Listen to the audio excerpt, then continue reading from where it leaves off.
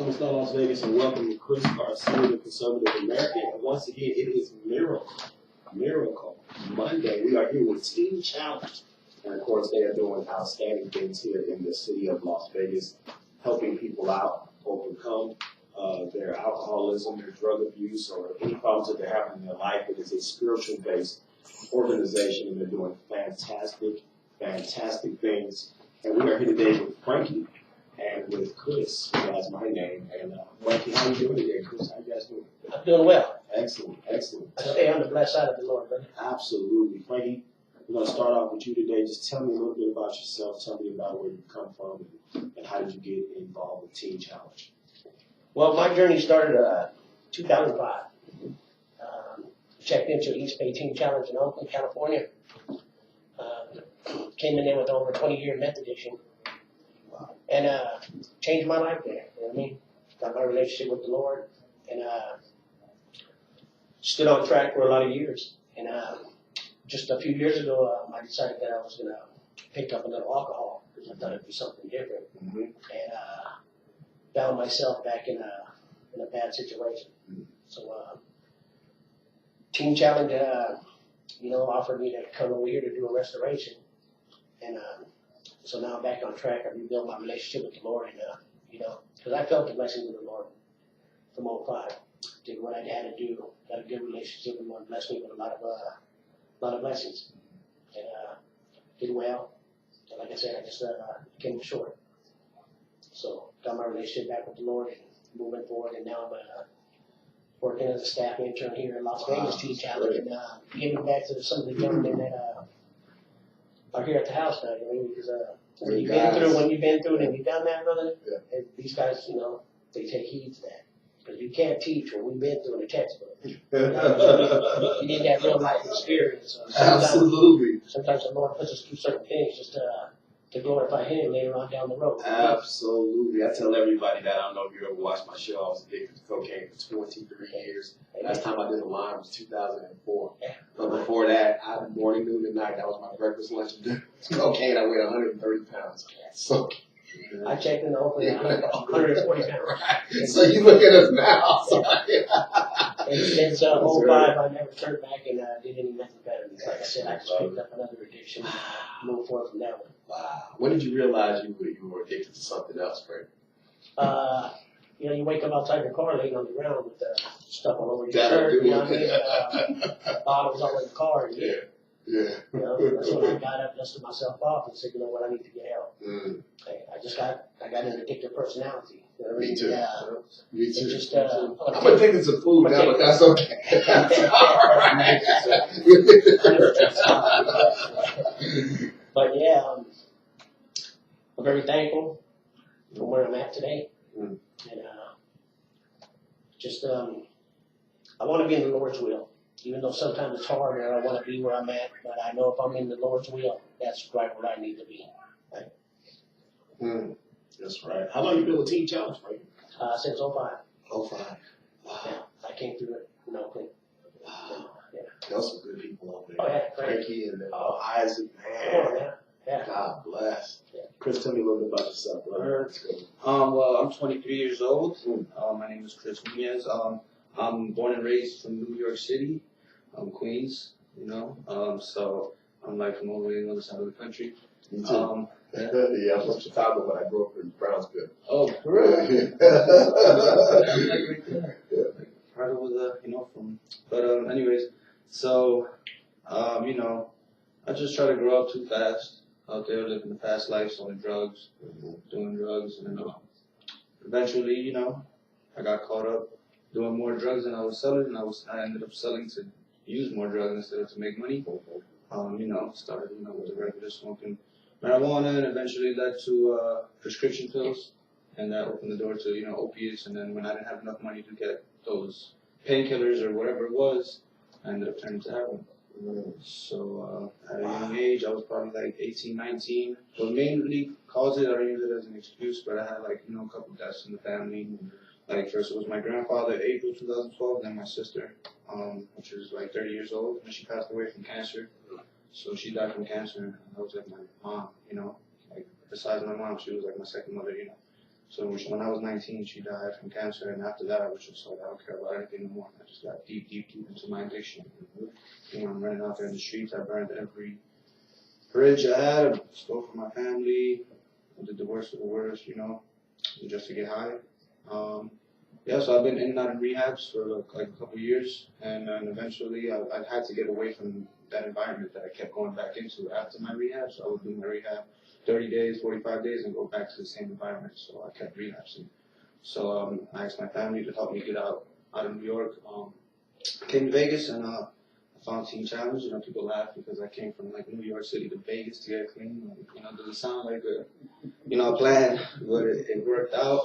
And I know that God has a plan for me, and He had to take me across the country to put me where He wanted. And you know, I had to get beat down to a certain point in my life where I had no choice but to turn to Him. You know, because I needed Him, and He know that I'm so hard-headed that that's the only way I would, you know, actually go to Him and put my faith and trust in Him to get me through it. Now I'm coming up on a year clean, and I'm Congratulations, bro. coming up on 10 months in the program. I had a month and a half clean before I came into Teen Challenge, and yeah, in May I complete, and I'm gonna do my internship here in Las Vegas to give back, man. So everything they did for me, like I owe them everything I can. So anything I can do to give back, you know, for me being where I'm at right now, like I restored, you know, my relationships with my family back home. You know, I got to go and pass, and for Christmas, I actually have a 2-year-old daughter back home. So I got to go spend Christmas with her. And That's what it's all about right there. I got 8 of them. 8 of them. I got 5. Well, we got one. I'm trying to keep it like that. Can't even take care of her, you know? Yeah. It's rough. But I'm blessed, man, to be here. I'm like a student leader right now. Like I've grown in the program, and I do a lot for like the fundraising, door to door. You know, we go out there and knock on doors and try to raise donations. You know, since we're a nonprofit, and I've been kind of given the opportunity to take over that little area as a student and help out as much as I can with that. And wherever else they need me, I'm always out. I love to help. It keeps me busy so I can, because if I get in my own head too long, that's when things go bad. Absolutely. So, Stay teachable and willing. That's right. That's right. So, Frank, where do you see yourself, brother, in a year or so? What do you want to do? I'm thinking about maybe when I'm done with my internship here, and like I said, I want to stay in the Lord's will. So if the Lord wants me to move out here to Vegas and give me a good job out here and get my stuff established out here, that's what I'm going to do. But right now I'm working with the work study year, because can I share that we're nonprofit and all Yes, that? absolutely. So we're nonprofit. We don't get no government aid and stuff like that to hold our center open. And there's work studies and stuff that go on, so if people want to call and hire the guys to do something, whether it's moving, landscaping, or just odd jobs around the house. We just did that. We had somebody, Okay. because we have a U-Haul business right there. Yeah. We're gonna need you guys this summer. So. Absolutely, man. Okay. But that's what keeps our doors open, because we generate our own funds. That's right. And it keeps the doors open, because when I needed that help back in the day, this place was open. You know what I mean? With open doors, right? I got my help and got back on track. You know what I mean? That's right. So, whatever I can do to try to help these places stay open, I will do. Wow. So, yeah. It's amazing. Everybody that's come over and done my show from Teen Challenge, if they've stuck with it, what I love about them is the first thing to get your life back together is humbling yourself. Exactly. And everybody that comes over here, I noticed that about you, so humble, and you just want to give back because you feel like they gave you, like you were blessed. When I meet people and it's about them, you're on the wrong track. It is not about you. You didn't get yourself wherever you Come at. on now. You did. It started with him. Then you had family. You had friends. You had people that you just met. You didn't do it. Somebody got you there.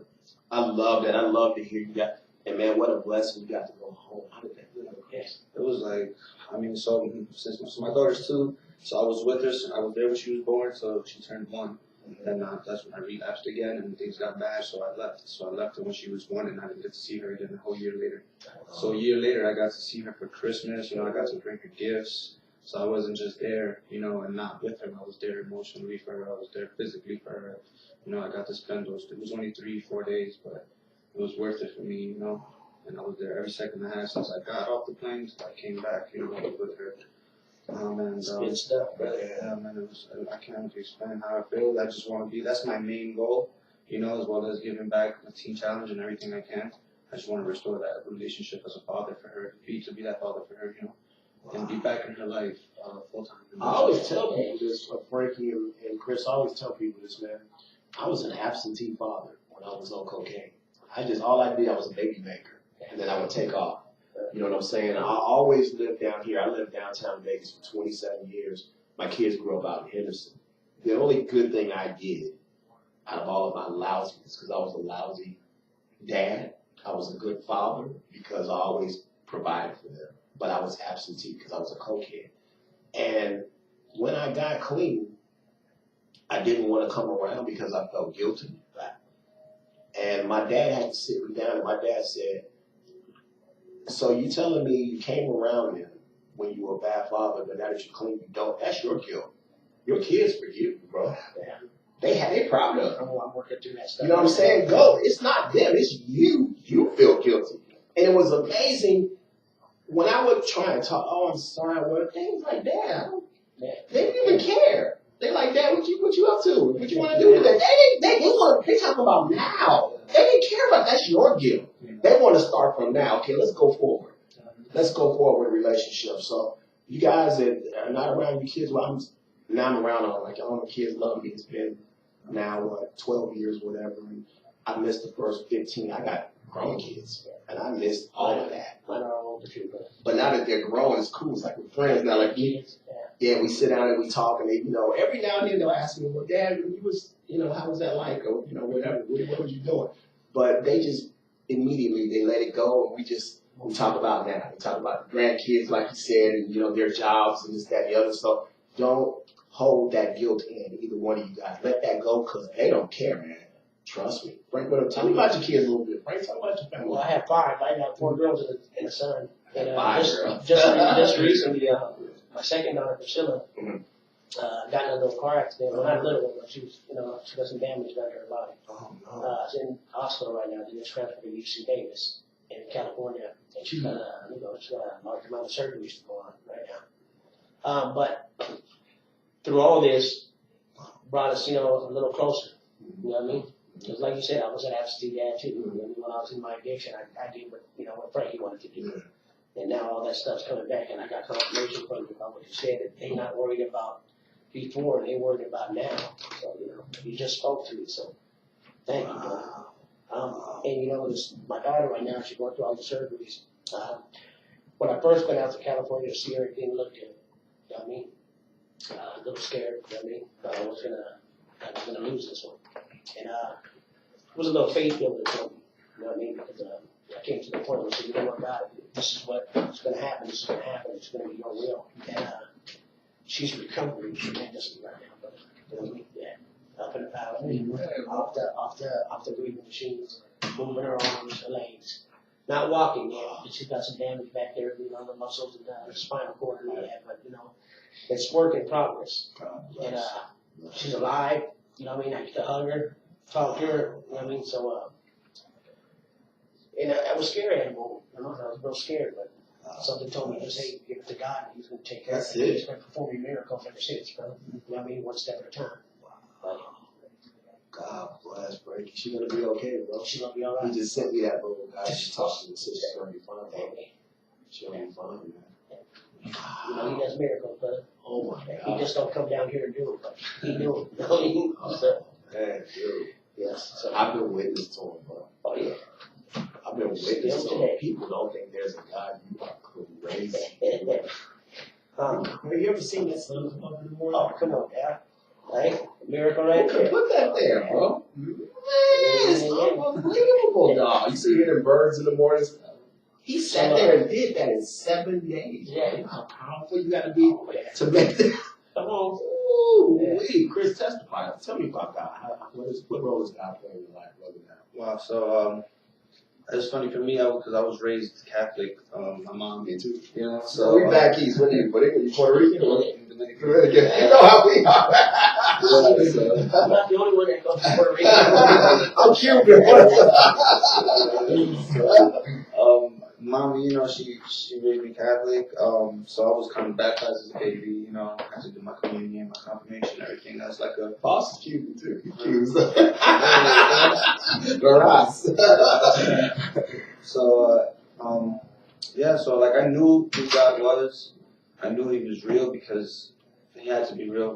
Like my mom, you know, all the faith she has and everything, and so, but I always like growing up, since I was kind of like I was forced to go to church and stuff, like school, like I had to go to church. I had to go Forced to is Sunday the word. school. We Yeah, had to yeah, go. not like, We had to go. yeah, so I had to go to church. So when I turned 15 and I had the chance to like rebel the same way, like when school is, when you don't want to go to school, I stopped going to church too.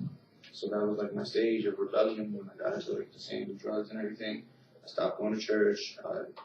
Stopped, you know, I never really, like, I know the little prayers, the sign of the cross and everything, but I never had a relationship. I never could go to Him. I never had faith or trust in anything but myself and what I grew up with, like that mindset that I grew up with. But so, like, I know He was there the whole time, though. I just didn't like talk to Him. I didn't know how to communicate. I didn't know about, you know, how to get access to the Father or to Jesus. So when I got the teen challenge, and I started, you know, getting into the Bible and you know, going to church services and seeing that it's not all I thought it was. I had this different image of what, you know, God was or Jesus because of being Catholic and getting to go to church and communion and six confession of priest. I realized you can have a lot more fun, you know, worshiping and you know, not just all like church and the pew, you know, religiosity is more, you know, relationships, fun.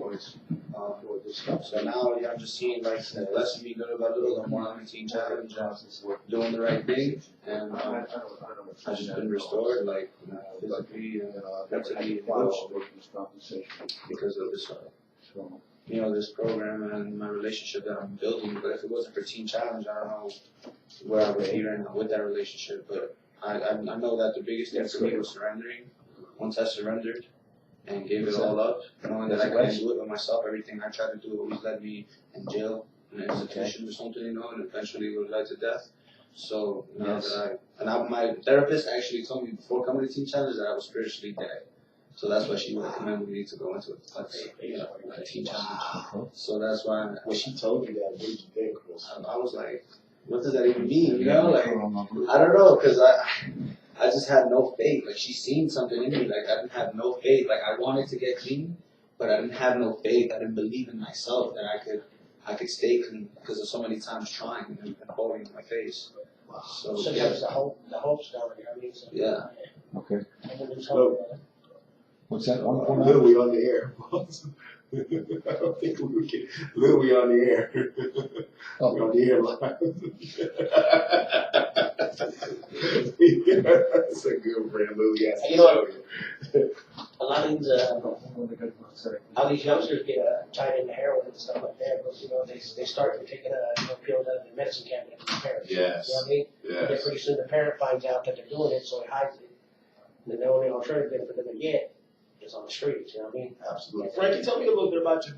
What are you Italian? What are you? I am not Italian. Do you get that a lot? I thought you was from back east. You heard that I was Italian. I could have signed You should see so him. hard. You should see him when we go to church and he got his. He looks like you got a little wise guy. Like he's winking at you and you disappear. Some things you just can't tell. Right. But no, I'm not Italian. Okay. But I do get that a lot. Yeah. I grew up in California. Yeah. Family's from Hawaii. Oh wow. Portuguese. Okay. So, But see, that's close. It's not Portuguese. Yeah, that's tough I people. guess I just Tough people, man. Portuguese. Woo wee, that's tough. And you know, like I said, you get in trouble, get incarcerated, go to jail. You know, and the drug lifestyle, gang lifestyle. You know, it catches up to you. It took me till I was 42 years old to try to get help, and that's when I found out about Teen Challenge. So my sister's a Christian. She's the one that told me, you don't need to get off of drugs. You need to get out of this shit with the Lord. You know what you need, right? Because I was walking around with a lot of unforgiveness. You know what I mean? The lifestyle that I was living. You know. Wow. Yeah. Absolutely. So when I found out there was some kind of hope. Were you close to your parents, Frank? Absolutely, yeah.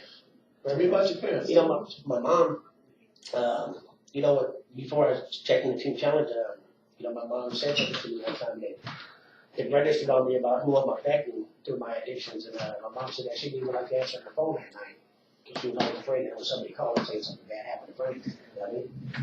And, you know, you start thinking about things like that, that my addiction was just hurting me. It was hurting everybody. My wife's mother, my wife went through a lot of problems when she was younger. Yeah. And her mom said, I'm just waiting for that phone call for somebody to call me and say, my daughter is dead. Yeah. That's what she told me. We don't read like that in our addiction. You know what I mean? How we affect other people. You know, family members don't want me around because the activity I've got. You know what I mean?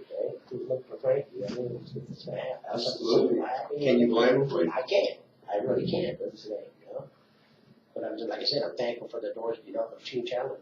You know, and restored my hope. You know what I mean? Put me back on that track. Did you go to church when you were younger, Frank? I did not. I grew up a Catholic too. You know, Catholic kid, stuff like that. You know what? The only time we went to church when I was younger was either Easter, Christmas, you know, But you know what? We don't give enough credit, and I didn't coming up, to how good I had a military dad. My mom was from Santiago, Cuba. That's where she's from. And we don't. They just think they're doing the right thing. I went to Catholic schools, you know, all boys schools. My sisters went to all girls schools, and they just think that our parents had it rough. oh yeah. And they think when they made it, just send it to this church, this school, and it'll work out. And I think, because they were working, they was paying the bills, putting food on the table. I don't think they understand. You need more something like this, especially when you're a young man. You need hands-on people to take you and walk with you, and you can't just leave a kid and just, if I put him in the right school, it doesn't work like that, man. You got free time, and you start hanging with the other kids in the neighborhood, no matter what school you go to, or you get caught up. you're gonna get caught up. And I wound up running with the Latin Kings back in New York and Chicago, man. And my nickname, you can Google me, King Philippe. You ever heard of King Philippe? I never really got it. Me and my nephew, man, we started the chapter in Southside Chicago. And if you Google us, they'll show you King Cuba. That was my name, King Philippe. He's doing life right now in New York. When they did the RICO Act back in the 80s, all of us got sentenced. I got 3. He got life. And they most of the heads of the Latin Kings, gangster disciples, vice lords, you heard all those gangs back there, they all got, most of them got life. You know what I'm saying? So my cousin, he was with me when the feds were good. I'll say this because I don't care. When they dealt with me, it was more because I wasn't as violent. I was a big time drug dealer, but I wasn't violent. He was violent. So that's what they was trying to stop. So they gave him life. We still in the penitentiary right now. I still love you for the life I do. But it just goes to show people always look at me now and they don't understand the life. My wife knows what I've been through and where I've come from, whatever. But so it just goes to show you it doesn't matter where you start, it's where you finish. My wife has always told me, you're a general in God's army. People follow you. People are attracted to you. I think this whole thing is a battle for souls. Yeah, it is. And I think the devil knows his soldiers and he attacks us. Oh yeah. When we're young, he puts us through things so that we go to his side. And it's weird because I think God is so powerful. He's like, yeah, you can have him for a few years, but in the end, I got him. I got him. He's like, watch this. And I feel so bad because we do lose a few. Yeah. We do lose a few to the other side. We're not going to get him back. But most of them, he's bringing us all together. What are the chances that we would buy this business a year ago, 1 block from here? I would meet the owner of this radio station. He would offer me my own show, and then we would meet Team Challenge. What are the chances That's God. that's God? That's God. So now we're very close. We work with you guys all the time. So those armies are starting to, because you know what's coming. We all know what's coming, right? He putting it all in a row. Strategizing everything. And all his soldiers got to do is just let him work. And if I didn't bug so much, you guys wouldn't be doing the show. I bug you guys all the time. That's it. Let the Lord, you know what I mean, put you where he needs to put you. That's it. Okay? And he coordinated everything. I like to break it down to people, man. And I go old school on people, even my own daughters. I say, listen, you are nothing without a good man, but a good man is nothing without God. So I tell every woman that I meet this. I say, let me tell you something. I don't care how much money you got. I don't care who you think you are, how good you are. If you don't pick the right man, your life is going to be messed up. I've had sisters pick the wrong man. I've had some of my daughters pick the wrong man. And when they get locked up, I just look at them and say, I told you. I say, when you was afraid to bring him home, that was the first sign. First red light. When we met him and we said we don't like him, that was the second sign. Your family is not going to lie to you. They're going to tell you the truth. If he's a good man, that's the one. He's good. If they take you back and say, listen to him. I try and tell these young people that whoever you date, bring them home. Let your family, let your brothers and sisters meet them. Because when you get up and go to, they're going to ask them questions. And they're going to look at them square in the eye. They're going to get those answers from them. You know how it was when we was coming up, right? You had to bring them home. And my dad would look at me and, come on, man. Come on, dog. This can't be the girl you was telling me. But when my family met her, when my sisters met, they liked her. You know, she crawled right in the bed with my sisters. The whole thing That's her is personality. nobody talked to his sister. No, everybody tiptoed around his sister because she was like the perfect sister. And I went and crawled in bed with her. Yep. I was the outcast. You know what I'm saying? My dad outcast me from the family because of the things I was doing, which I love him for today. He made him best friend. I said, you had to do what you had to do. He said, I had to make an example for you because the rest of them was trying to follow you. You know what I'm saying? So, but yeah, man, it says, tell me a little, Chris. Do you have a Bible passage or something? I know you read the Bible all the time. Share that with us, brother. One of your favorites. One of my favorite ones right now would have to be Psalms 37:4, which is take delight in the Lord and he will grant you your heart's desires. And that one, the main reason I stand on right now is because like when I first heard that one and I actually like heard it, you know, and got what I got out of it, it's like my whole life, you know, my heart's been so deceitful to me, you know, and I've been going after these things that I thought that I wanted, you know, and that I thought that I loved, whether it was, you know, women or drugs or you know, the lifestyle. But I realized that it's much deeper than that, and that I don't really even know what my heart's desires are, but God does, you know, and He's going to grant that for me. So He knows already what I want. You know what's crazy? I don't mean to cut you off. I always do this during my show. If you watch my shows with Teen Challenge. Yeah. I've always told my wife I wasn't blessed with good looks or a nice body. But what He gave me was the discernment when I meet people. I see their future. Every one of these guys that come over here, I tell them what I think they're going to be, and they go, that's what I wanted to do. How did you know that?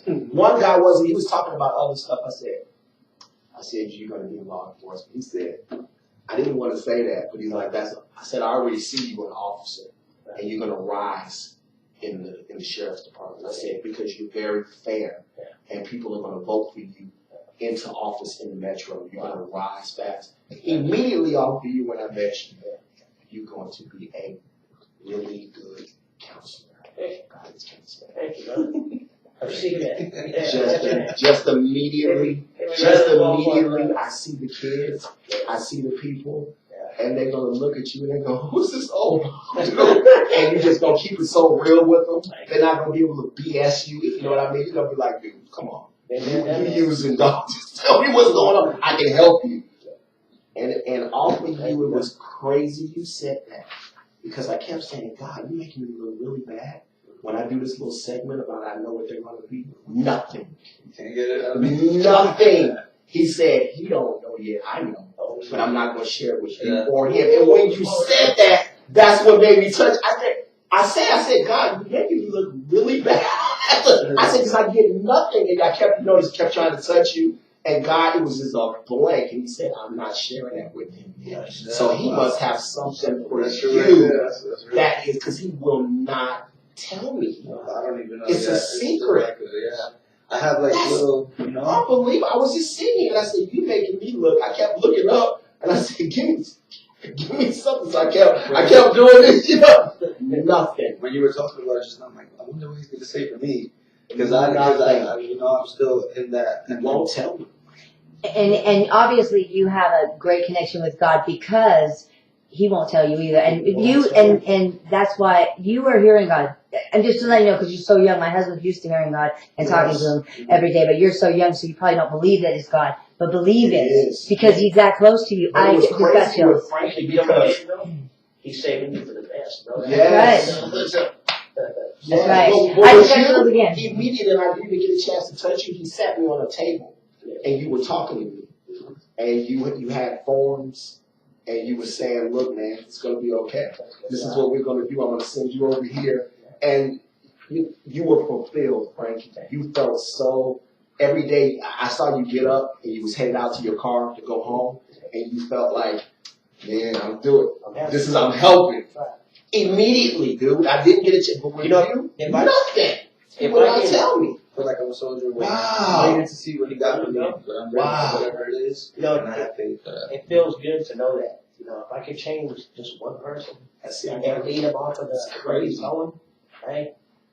Then I feel good. It's crazy. Because the things that we've been through, you know, the cocaine thing and the gang thing and the drugs and, you know, the lifestyle, you can't teach that in the book. You know what I mean? You can't never teach that in a book. You got that hands-on experience. Between me and my husband, we have been through everything there is to be And through it's in where life I between the met two her. of us.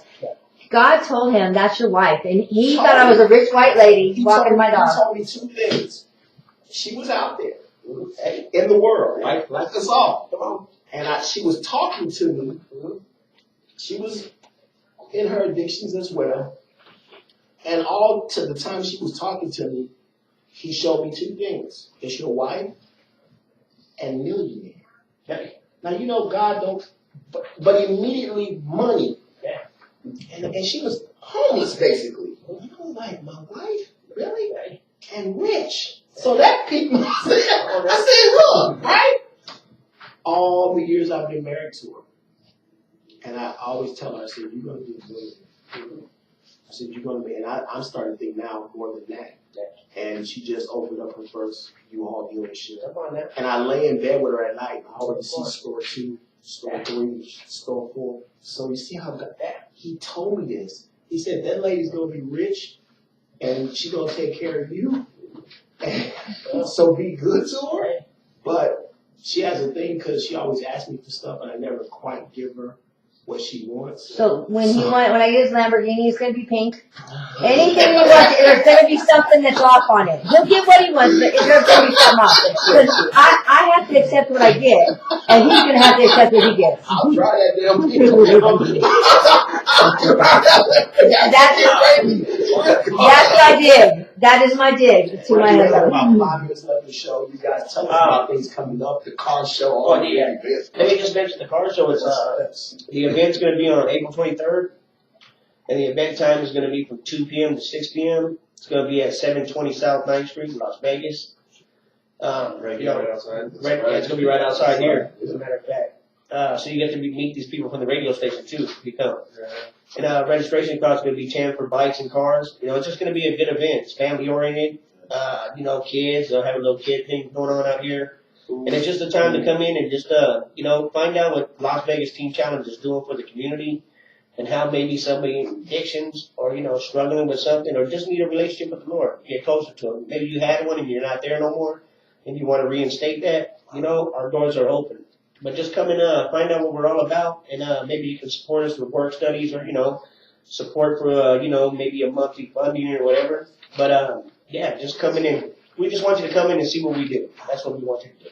Real quick, so there's no cost to come through and just come have fun, and with the festivities we're gonna have food and music and a special guest, Barry McGuire from Car Crazy. He's gonna be there. He's a big car fanatic. There's gonna be a lot of car fanatics from different car clubs. We've been going around and spreading the word at different car shows throughout Vegas. So it's gonna be a great show to come support Teen Challenge. And there's a raffle.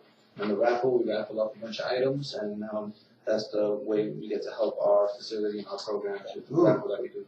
Come and have fun with Las Vegas TC. He just got it. What's up? He finally gave it to me. I'm very close with him, and I kept asking.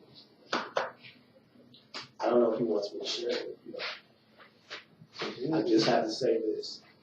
You want to be a leader of men. Oh, Anytime he says leader of men, that means battle. So, you're going to be a calming effect on the men in battle. They're going to look to you. So stay calm, okay? Because they're going to come to you for what are we doing now? Okay, have you ever thought about that? Is that ever? Yeah. Spiritually, I could be a leader. Like one of the things that I did want to do was go like and give back, as in like draw and anything that has to do with what I've been through and help the next person. Me and Frankie are a little bit older than you. There's a battle coming, brother, and we know that. Okay. Don't be afraid, Chris, because it's a lot for you to take at your age. You are a young general, brother, and so don't be afraid to accept that. That's a big responsibility. I'm an old general, and he has me doing what I'm doing, but I'm getting up there. So we need young generals out there. Come on, man. And so don't be. It always used to scare me. Mm-hmm. I've helped thousands of people. I've been downtown Las Vegas for 27 years, man. I've sent so many people home back to their families. I've reconnected so many women with their children, brother. I've done a lot of work down here, man. But yours is actually going to be a physical. It's going to be a battle, brother. And so don't be afraid. Okay. He made you who you are. It's in you. And you stare that devil down. You stare him down. You hear me? You stare him down. You learn your Bible. Get in your Bible. You're going to need those passages to give to those soldiers. You know what I'm saying, Frankie? They're going to need to hear those words from you. And you're going to say, well, we're about to go forward. We're about to kick some butt. And you're going to give them a passage, and they're all going to listen to you. And they're going to get up, and they're going to be ready. They're going to be ready behind you. So that's why he's putting you through. That's why he's putting you through. And he's giving you the spiritual. You read your Bible over there, because you're going to need that. For sure. And you carry it with you. Like a sword of battle. Carry it everywhere you go. It's going to keep you safe. You're going to come back. Yeah. Wow. The counselor over here, this is the man, a lot of people are going to need to talk to you, Frank. Amen. They're going to need to talk to you. You look at them with them eyes that you got. Your eyes pierce, brother. They're the truth. Your eyes are the truth. What you bear through, brother, they're the truth. So you look at them and you talk to them. And you say it's going to be okay. Frankie made it through. I give him the hope. You know what I mean? There's a, how you say it? There's hope. You know what I mean? If I can do it, come on. I'll pull you through it too if I can. Get some teeth that come on, man. See, that's what he gonna tell him, and that's what's gonna come on. You can do it. I did it. It's happening right now. It's happening. I mean, the guys are, coming to me for, a little wisdom, a little knowledge and stuff, And if you, like I said, if you've been through these things, okay, you know just what's going on. My dad used to tell me that, rest his soul. He used to tell me when I was little man, everything you're pulling right now, I pulled 30 years ago. That's right. I didn't understand it then, but now as I'm older, I understand it. You know what I mean? He already seen what's happening. We're about to get out of here. You guys, how do you do the contact with Team Challenge or YouTube? So the number you can call is 702-314-1300. Or you can check the website out, tchallenge.net, and you can actually register there on the events page if you want to register a car for the car show by April 10th. And you can help. Yeah, if you want to come help too, you get help if you need help with T Challenge and you need, want to make that decision to change your life, over 702-314-1300, or you can email us at lasvegas@teamchallenge.net. Wow, thank you so